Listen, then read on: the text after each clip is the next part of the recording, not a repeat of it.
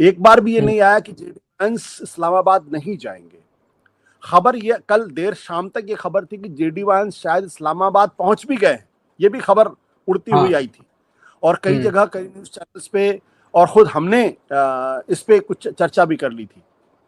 लेकिन अभी तक खबर ये आ रही कि जेडी वांस और उनका डेलीगेशन तैयार बैठा हुआ है इस्लामाबाद जाने के लिए। एक हिंट मिलेगी ईरान भी आएगा। हाँ, ईरान भी आएगा। तो इसका अर्थ बहुत साफ है कि अमेरिका बातचीत में शामिल होना चाहता है। और जो दुनिया के तमाम एक्सपर्ट कह रहे हैं, दरअसल ये ट्रंप का अपना स्टाइल है। उनका स्टाइल ये कि चूंकि उन्होंने बहुत सारी बिजनेस डील्स इसी तरीके से की है, वो रियल एस्टेट के बड़े व्यापारी रहे हैं।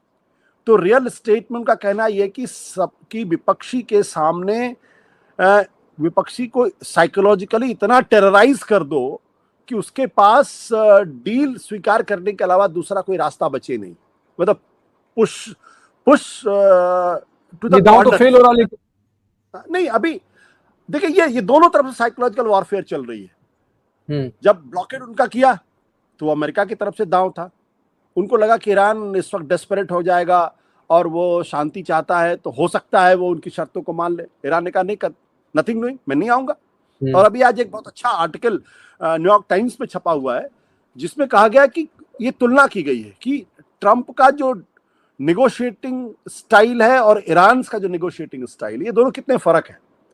ट्रंप अपने स्वभाव में बहुत ही जिसे कहते हैं इंपल्सिव है, फौरन कोई चीज चाहते हैं, वॉलेटाइल हैं, टेम्परामेंटल है। ईरान एक पुरानी सभ्यता है जिसमें रिजिलियंस है, जो ठंडा करके खाने को विश्वास है। वो अमेरिकन को, नेगोशिएटर्स को थकाने में यकीन रखते हैं। अब इन दोनों जो कंट्रास्टिंग स्टाइल ऑफ डिप्लोमेसी है, इसकी वजह से सारी समस्याएं पैदा हो रही है। ट्रंप चाहता है कि जैसे हम दुनिया के सबसे बड़े ताकतवर आदमी है, अमेरिका दुनिया का सबसे बड़ा सुपर पावर है, और ये ईरान क्या चीज है, ये तो एकदम, इसकी तो अर्थव्यवस्था भी दिवालिया होने के कगार पे है, इसकी क्या औकात है, इसको धक्का देते हैं, कितना बर्दाश्त करेगा वो। तो वो ईरान की बर्दाश्त की हद को टेस्ट करने की कोशिश कर रहे हैं और ईरान बहुत सब्र के साथ अमेरिका को थकाने की कोशिश कर रहा है। तो इन दोनों जो कंट्रास्टिंग स्टाइल है, इसमें जमीन आसमान का फर्क है। दूसरी बात, जब 2015 में जो डील हुई थी, साइन हुई थी बराक ओबामा के समय में, उस डील में 2 साल लगे थे। बार्गेनिंग में, पर्दे के पीछे जो बार्गेनिंग हुई थी, उसमें 2 साल लगे थे। और उस डील के बारे में ये कहते हैं कि जब अमेरिकन नेगोशिएटर्स ईरानियों से बात करते थे तो उस वक्त एक पूरी की पूरी फौज, न्यूक्लियर साइंटिस्ट की फौज, CIA की फौज, तमाम जो दूसरे वैज्ञानिक थे उनकी फौज, जो न्यूक्लियर फिजिक्स की बारीकियां जानते थे। तो जब ईरान की तरफ से कोई डील आती थी, ईरान की तरफ से जब कोई पेशकश की जाती थी, तो वो नेगोशिएटर्स उस पेशकश को अपने एक्सपर्ट्स के पास भेजते थे, जो बगल के कमरों में बैठे होते थे या किसी दूसरे होटल में बैठे होते थे। वो उनको अच्छी तरीके से वेट करते थे और फिर उसके आधार पे जो इनपुट वो अमेरिकन को देते थे, जो नेगोशिएटर्स उनको देते थे, फिर वो उसके आधार पर बातचीत आगे बढ़ती थी। अब यहां इतनी लेंदी बातचीत हो रही थी, यहां तो ना तो स्टीव विटकॉफ कोई न्यूक्लियर साइंटिस्ट है, ना जैरेड कस्नर कोई न्यूक्लियर साइंटिस्ट, और ना ही जेडी वांस कोई न्यूक्लियर साइंटिस्ट है। आज तो जो इस्लामाबाद में भी टीम पूरी फौज लेके गए थे तकनीकी, ईरान वाले। हाँ, तो ये जो बातचीत हो रही है, इसका मतलब ये कि ट्रंप आनन फानन में कोई डील करना चाहते हैं, जैसे कोई बिजनेस डील हो, गए बिल्डिंग खरीदने गए और बोली लगाई और बोला इतने डॉलर में तुमने लिया, इतने डॉलर तुमने लिया, खत्म मामला। तो वो ऐसे नेगोशिएशंस होते नहीं। तो इसलिए मेरा कहना यह है कि ये भी एक तरीके की ढील देना है। मतलब ट्रंप में भी थोड़ा सा ढील दे दिया कि चलो मैं भी आ रहा हूं, तो फिर ईरानियंस जो है वो उसमें आ जाए, प्रेशर में आ जाए कि यार दुनिया के सामने ट्रंप ये मैसेज दे रहे हैं कि वो खुद डील करने के लिए तैयार हैं, वो खुद शांति वार्ता में शामिल होने के लिए तैयार हैं, और ईरान जो है जो शांति वार्ता नहीं चाहता है। तो एक गुड नाइस गाय की इमेज ट्रंप की बनेगी और हमारी इमेज खराब होगी।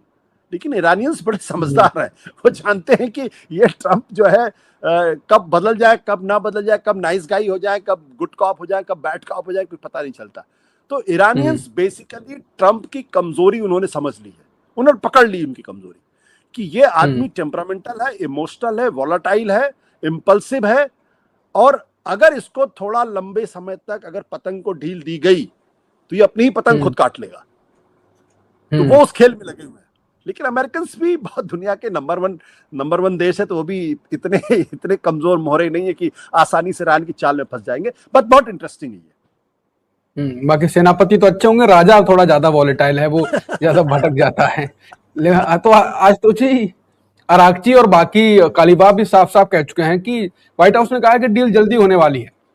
कालीबाफ ने कहा कि हम जंग अगर दोबारा शुरू हुई, हम आपकी धमकियों चेतावनियों पर नहीं बातचीत करने वाले। जंग दोबारा शुरू हुई तो हमारे पास नए प्लान्स हैं, हम युद्ध में नए प्लान्स के साथ उतरेंगे। अराक्ची ने भी ये कहा कि हम नए पत्ते खोलेंगे और अगर जंग दोबारा शुरू हुई तो ये लगातार ये बात कहना ये क्या बताता है कि हम पूरी तरह जंग के लिए तैयार हैं, और मान लीजिए जंग शुरू हो गई तो इनके पास क्या पत्ते हो सकते हैं? माफ करिएगा, खांसी आ गई थी। देखिए, मैंने कहा ना कि ईरानियंस ट्रंप को थका रहे हैं, उनको खूब ठंडा करके खाएंगे। आप देख लेना, इस बात, मेरी बात में यकीन करो। कल पेजेस्कियां ने क्या कहा? ईरान के राष्ट्रपति ने कहा कि भाई डिप्लोमेसी जो है वो भी बहुत जरूरी होती है दो देशों के बीच में शांति स्थापित करने के लिए। वो डिप्लोमेसी की बात कर रहे हैं। दूसरी तरफ ये भी कहा जा रहा कि भाई ये मत समझ लेना कि हम यहाँ शांति से बैठे हुए हैं, तुम अगर तैयारी कर रहे हो तो हम भी तैयारी कर रहे हैं।